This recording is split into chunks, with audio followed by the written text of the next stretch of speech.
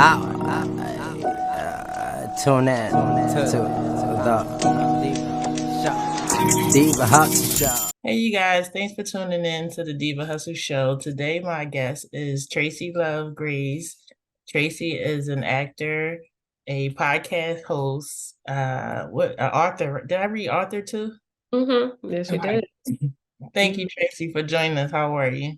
I'm doing good. Thank you for having me. Oh, no problem. And you're a yoga instructor, certified. Yes. Yes.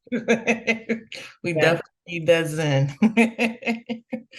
So share with me some of the moments and experience that inspired you to pursue a career in acting.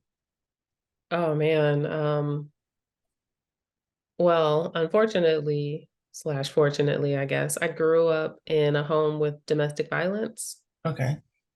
Two of them actually, and two out of the many homes that I grew up in. When I was 17, I couldn't sleep once and I was living with my aunt.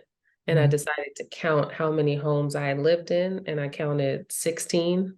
Wow. Yeah, in 3 different states. Mm, So from an early age, I knew I wanted to be on camera. I knew I wanted to be on stage. And I'm pretty sure most of that came from me wanting to escape reality. okay. Okay. Because it was like that everyone I saw on TV was just so fabulous, and they looked happy or they looked strong Hmm. and Hmm. they were resilient. That's the power of a powerful script when we watch the character go through that arc. Right. And as a child, I was like, I want to go through that. Like, Yeah, how can I get on TV? I used to watch all that on Nickelodeon and think, how did those kids get on TV? I Like, did too. you know, Like, where I gotta go sign up at? What I gotta do? like, are they all living in one house? Like, So, you had started your journey in Hollywood, and you was both in TV and films, roles in shows like being Mary Jane and About Last Night, right? Can mhm. you tell us about the challenges you face in the industry and how you overcame them?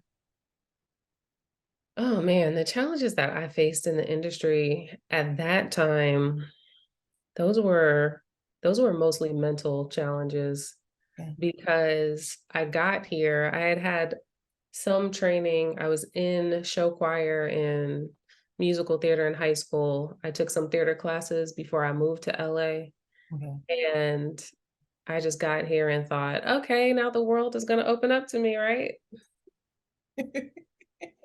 Crickets. So I had to overcome this idea that being beautiful was enough. Okay.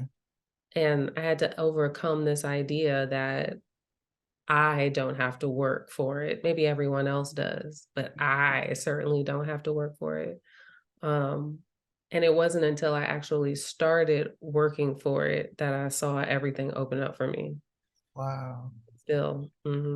So you and your husband, y'all started a production company called Love Production, right? Silver What love. what hmm what motivated you guys to jump into that production, like to want your own company? Yeah, my husband is a professional writer Okay.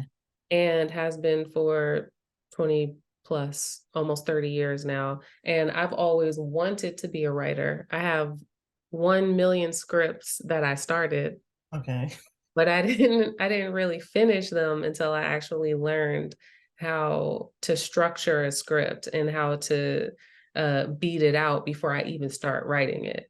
Um, so just us coming together and us wanting to take more ownership of our work Right. and us wanting to come together and be leaders in this industry because we're already creative. So now, how can we lead? How can we influence? How can we motivate? We started our podcast because we are both people that our friends come to for advice, for relationship advice, whether it's good or not. For some people, for some reason, people ask us.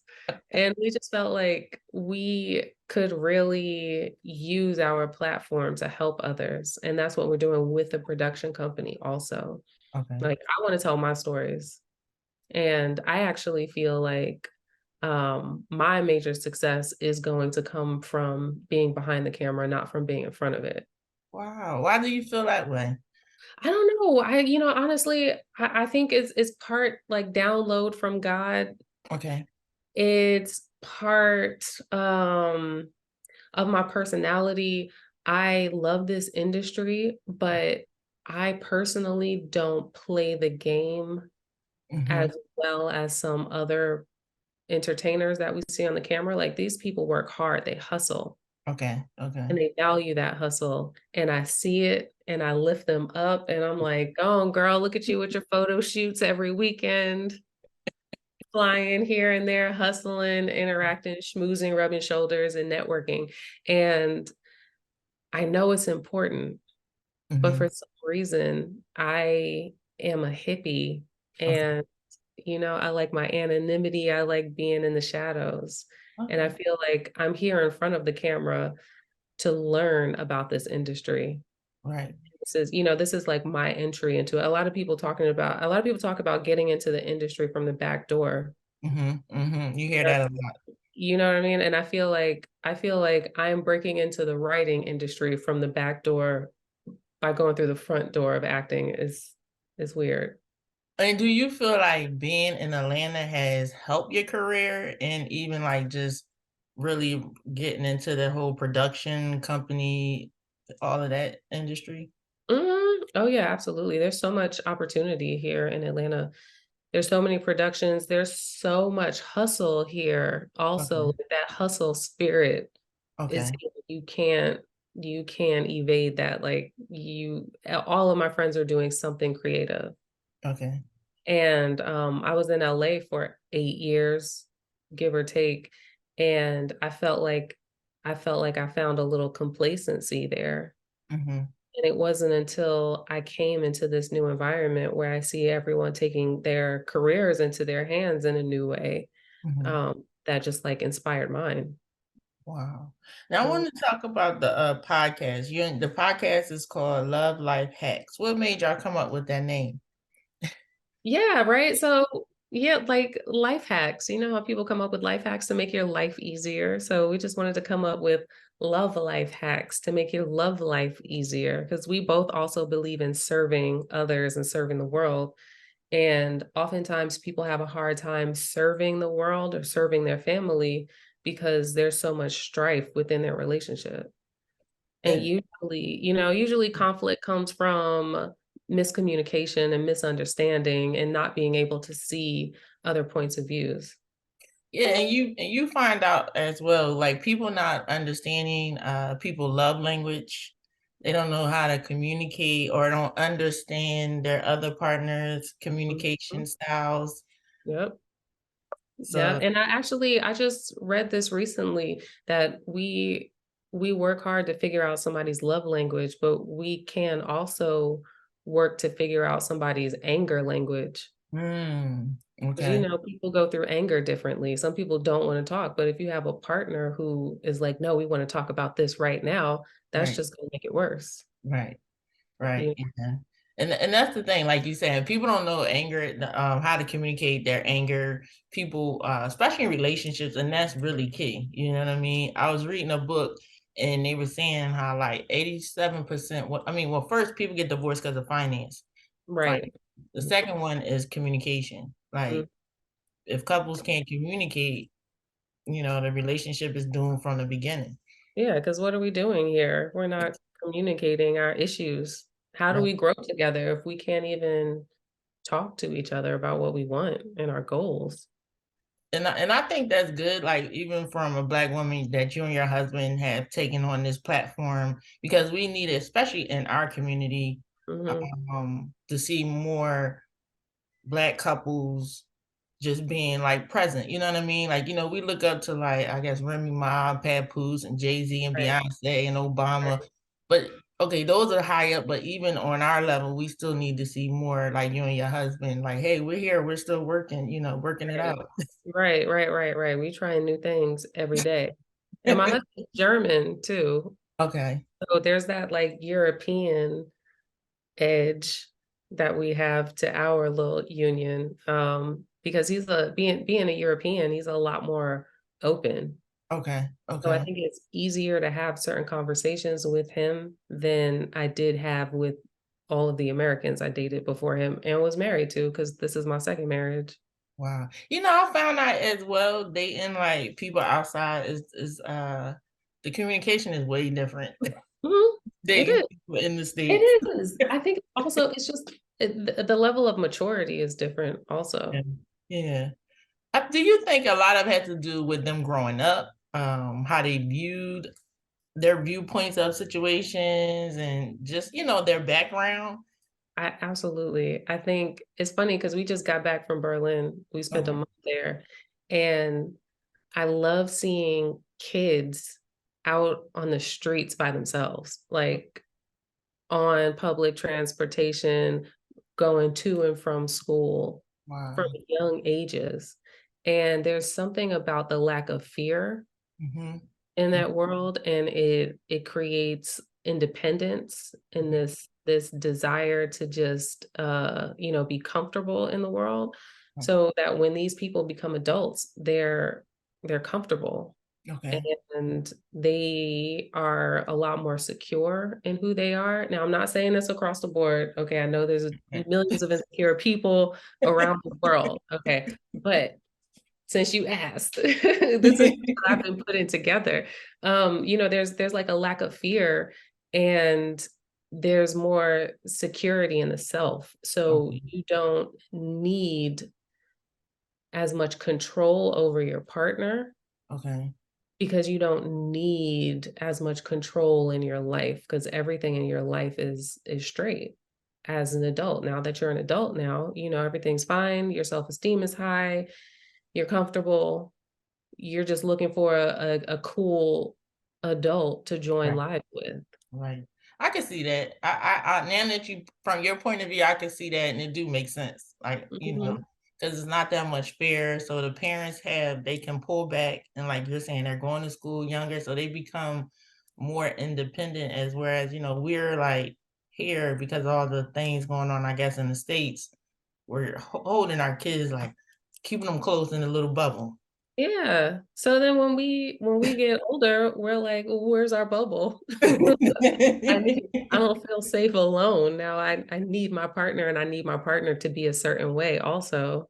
Right, If my partner's not a certain way, then that causes conflict. right. So my one question is being a representative in the entertainment industry is having representation in the entertainment industry is a crucial topic, right? And how do you see your role as a pioneer Black actress impacting the industry push for more diversity and inclusion? I just feel like that's another reason why I wanted to start this production company, because the world needs everyone's story. Yeah. And I feel like a lot of us as Black women don't really know that, Hmm. especially if we think our story is kind of boring, Hmm. or basic. If we're second guessing our choices in life, like a lot of Black women do, because we get the heat from all areas in life. I just feel like it's important for us to take charge and to step up and own who we are. Hmm. And I want to tell my stories because I'm proud of where I've come from and I'm proud of where I am and where I'm going. Right. And that's if I can inspire that in another young brown girl, then my job is complete. Yeah, it's definitely like you said, our stories definitely have to be told. I look at it like everybody has their own fingerprint, right? Yep. And that's the story. And your story inspires other people. You know what I mean? Just hearing from your childhood and where you are now, people like, okay, well, I'm not that messed up. I can still be be something. Right. Right, right, and a lot of people, like, when we get new authors, we don't have anybody saying, "Oh, we have enough authors in the world, don't write a book." Right. So it's the same thing with writing scripts and producing and directing our own work, like, first of all, the best advice I've ever received about writing is write what you know. Okay. So like the two scripts I finished, one is called How to Pimp Your Mother. Okay. Okay, not that I ever pimped my mother, but the the relationship is between a mother and her daughter, which is very similar to my relationship with my mother. And the second one is based on my grandmother's story, Mhm. who's 94 years old right now, fighting wealthy developers on Hilton Head Island. Wow. Okay. Mhm. Okay. So now I'm writing that script, and the dialogue is just spilling out of me because I'm writing about my grandmother, my mother, my sister, myself, and my stepdaughter. Okay. Okay. 5 generations of women who have to come together to heal their trauma in order to help my grandmother through this fight right now for her Wow. land. Wow. And that's the thing, like with writing, do you feel like it becomes more of a therapy? Like you start realizing, like, hey, I'm working through these issues as I'm writing things out. Oh, yeah. Oh my god. Yes. Yes. Yeah, it's like journaling Yeah. almost, because for some reason when I read it on the page, I start laughing more than I did initially when I was in the moment. Okay. I'm like, "Damn, this shit is funny. I can't believe we were talking to each other like that." I can't believe we experienced this. It's crazy. It is a release. Yeah, there's magic in words. Right, there is. And Mhm. so what are some of the changes you wanna see, especially, like, in the entertainment world, even from your perspective as the owner of a production company, that you wanna see moving forward? I want to see more money being spent on mental health. Mhm, I wanna see more money being spent on, inspiring young girls to get in this industry, and not just in front of the camera, mhm, but mhm, in all positions on set, because hundreds of people get employed when we shoot one film for the most part.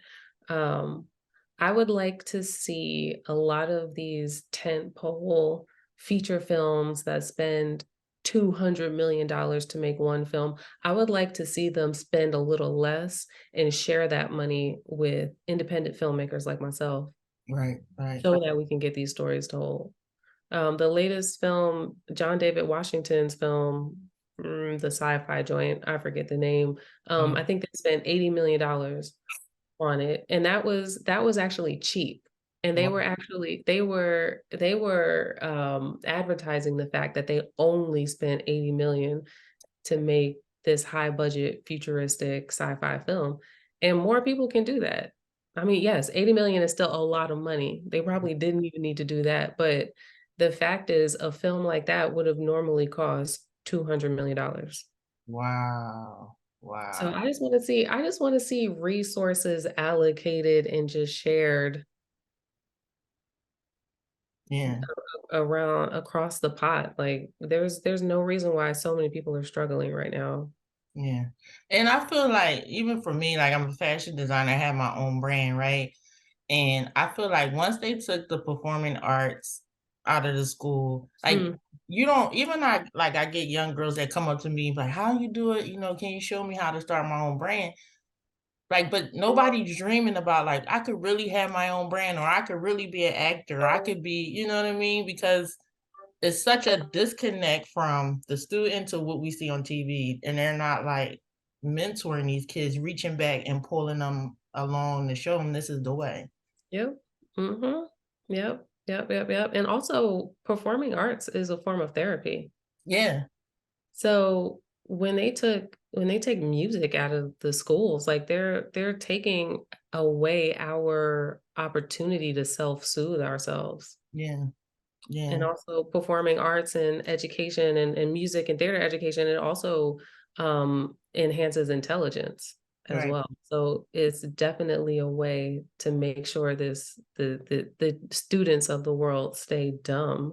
right, So that's why I'm like, no, we need to another thing I want to do is pour back into young kids into the performing arts yeah, and get them playing again, because We need healthy play in order to enhance creativity, We in de order to enhance self-confidence, in order to do what we wanna do in this world. we definitely do, and, you know, right now with this generation, you know, they got all they see is TV, right? They see images, they see social media. So I remember this one lady, she was telling me she's a teacher, and one of the kids was like, "Well, you know, they 6 years old," and she said, "What do you want to be when I grow up?" And she was like, "I want to be a stripper," like, cause that's all they see. You know what I mean? And it's like, wow, you know what I mean? Like it was just for me, it was like we really are losing our kids at 6 years old to say something like that. Like we're losing our kids. Yes, yes, yes, yes, we are.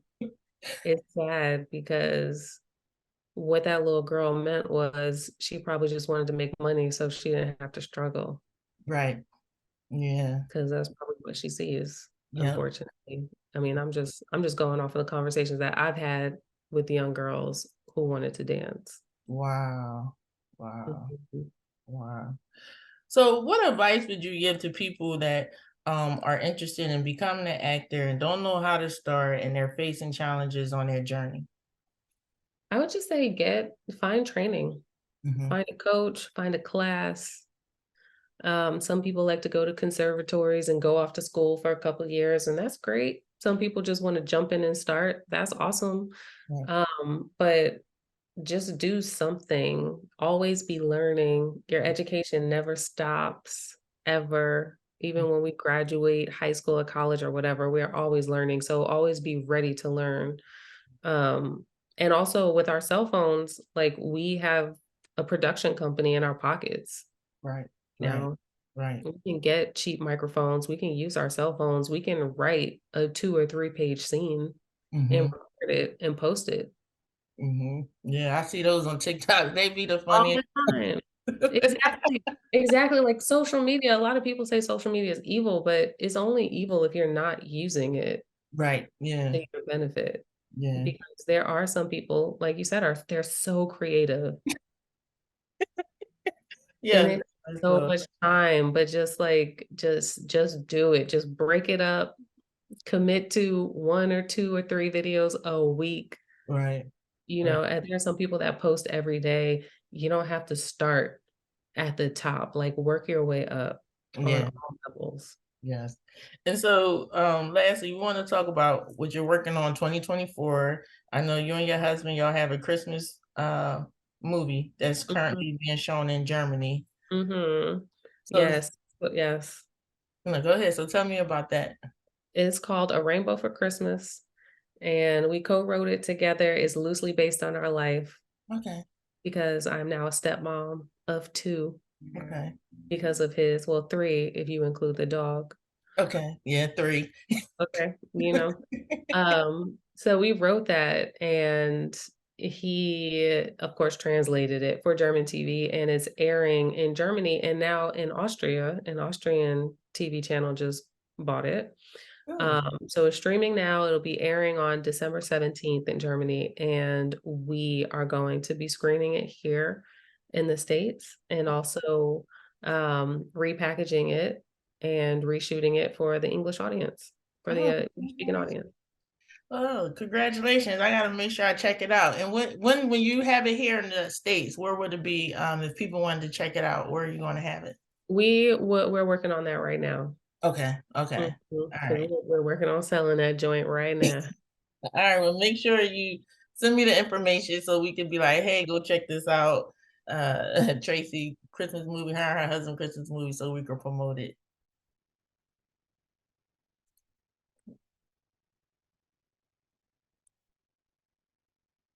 Well,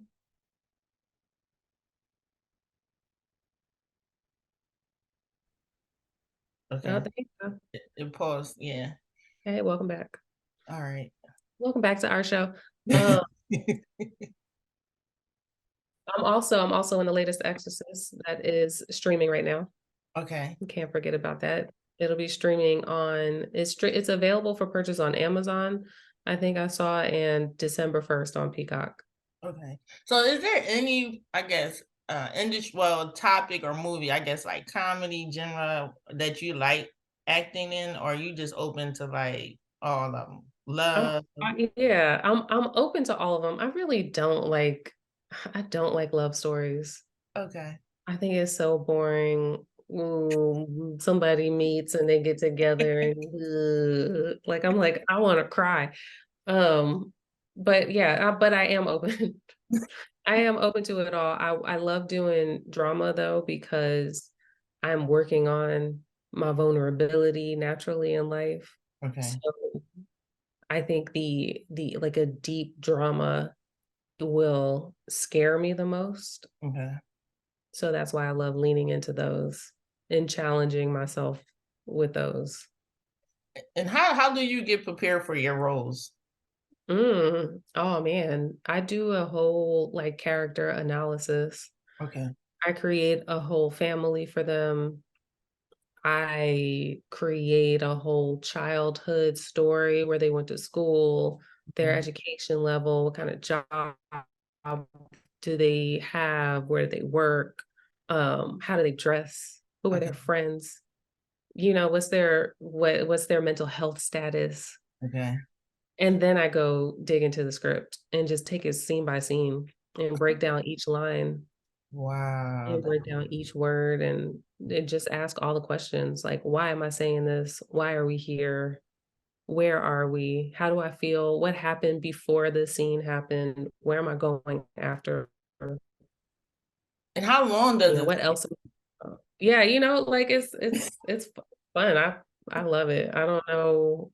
Like I do love what I do. I do love being in front of the camera. And even now when I'm writing, as I'm writing a line, I can hear it being said differently because it really depends on the actor. okay. Because we are collaborators when we come together. Like the film isn't finished when we as the actor get the script because we have Okay. the opportunities to add our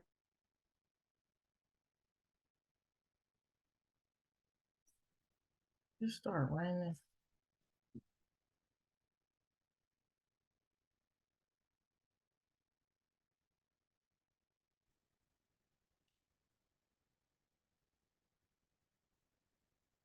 are you back? You're back. I'm back. I have to get that cut out. I'm sorry. I think we're getting ready to have rain here, and it's acting weird, the Wi-Fi. So my next question is it just threw me off. I haven't cut it out. How do you feel about reality TV? Do you feel like, because I hear some actors be like, that's not real acting, and then you hear the stories where it's like, oh, it's really scripted. The producers basically, come back and say this, and then they go set y'all up on the scene. How you feel about that? I love reality TV. I think it depends on the show, but it is a mixture of um scripted and non-scripted. Okay. So I worked on a reality show called The Pop Game Okay. where I was Timbaland's assistant. Okay. I wasn't his real assistant in real life. She was there. Okay.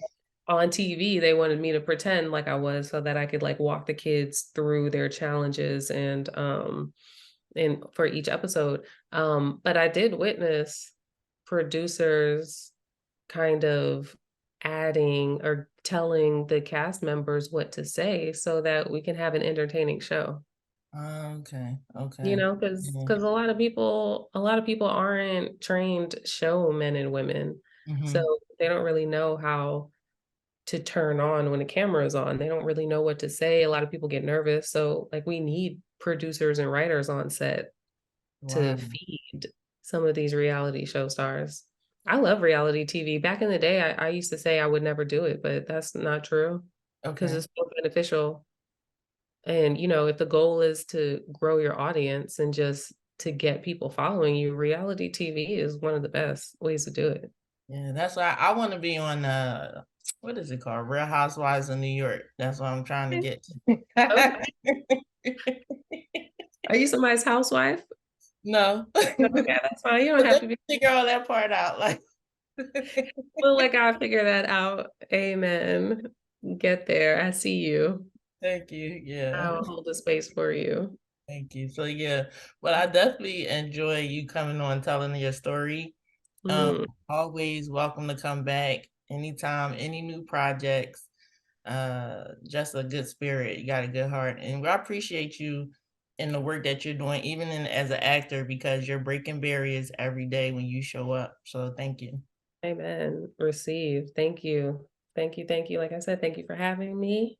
Thank you Problem. for doing what you're doing. I appreciate you. Thank you. Tune in to the Diva Hustle Show. Motivate the glow. We give you more info. Think to my head to toe. I let the whole world know. I let the whole world know.